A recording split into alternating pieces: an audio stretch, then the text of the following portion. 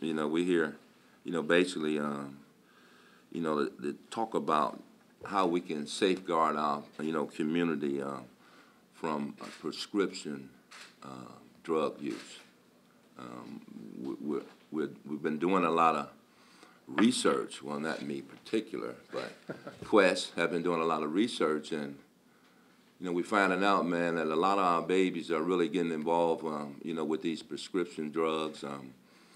Grandma, mom, they going into the medicine cabinet. They trying these, different prescription drugs out, and they starting at an early age, and we here, basically just to, kind of talk about it and make people aware of the danger in taking somebody else's prescription drugs. Any questions? George, how did you get involved, involved in this message and delivering this? Well, I'm front office with San Antonio Spurs, and I'm in community relations. So this is what I do.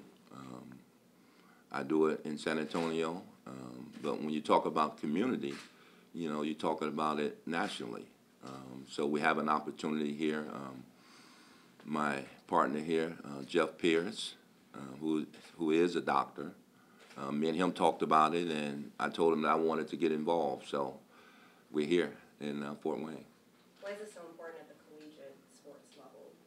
Well, I think it's important, at the elementary level, middle school level, because if you look at the statistics, you'll see that we're starting to get a lot of them young people on prescription drug. And you go from prescription drug, and then when you can't get prescription drug, you probably go to street drugs. So we're trying to prevent that, or trying to make awareness to where it will lead you. And I think it's a good program and a good forum to get the message out. George, one of the things we found is that people seem to think that these drugs are safer because they've been prescribed. Oh, it's not heroin. It's not something I bought on the street. This is prescribed by a doctor. It's from Target or Walgreens.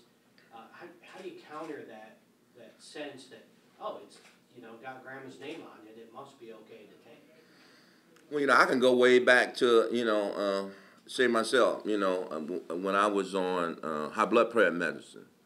And one of my friends say, and who also was on high blood pressure medicine, and he said, man, give me, I forgot my medicine, give me one of yours. I say, oh, no, because it's prescribed for me. And I think that's important, for us to let people know that you can't take somebody else's prescription drugs. It's not prescribed for you. So it's a culture change we need to... Yeah, I think it's awareness. Yeah, that's really one of the main reasons we're here, because it's exactly what you said. Statistically, you're looking at people, they're talking about the cocaine, they're talking about marijuana, they're talking about the alcohol, but somehow it's being slipped by that prescription drugs are okay. And from a physician standpoint, we're very strict. We're accountable. So from a physician standpoint, we've teamed up with Quest, and Quest is trying to make us all more accountable. So the message number one is to let the people know that it isn't safe, even if it is the Ritalins and things like that. It's not a narcotic on the street and has great street value. So the bottom line is, you're right. That is one of the main messages that we're looking for, is to make everyone aware, the kids aware, the parents aware, and the grandparents. I've had more than one little old lady in my office that gets driven by the grandson every 30 days, and they get that script every 30 days until we start testing them, and we find out it's not in grandma's system anymore. So the pieces are, it's sad, but this is a very preventable issue. This isn't something we're trying to raise money for, it's just making awareness. So that's one of our main purposes. George, if you don't mind me turning to basketball for just a second, I know right now the Spurs are focused on the Grizzlies, but if you look at the potential matchups in the Eastern Conference, what's your take on the Indiana-Miami series? Well, you may be thinking I'm out the box here, but I think it's going to be a San Antonio Spurs, Indiana Pacers final. Why is that? Because he's in Indiana right now. Well, but it sounds good. Indiana can beat them guys. I think they have beat them through the regular season. They had beat them yesterday. you know, but they haven't been here before or haven't been here in a long time. So they got to get used to where they at. You know, I think it's going to be a good series, man. I don't think Miami's going to run away with it. I mean, but again, that's my opinion. And I am in Indiana. But Indiana, pretty good ball club. Obviously, LeBron's a great player, and people are starting to question where he ranks all time. I know you played a season with the Bulls. I know that was the year that Michael had a broken foot, but just having been around him and what you've seen from LeBron, how do you think those two compare?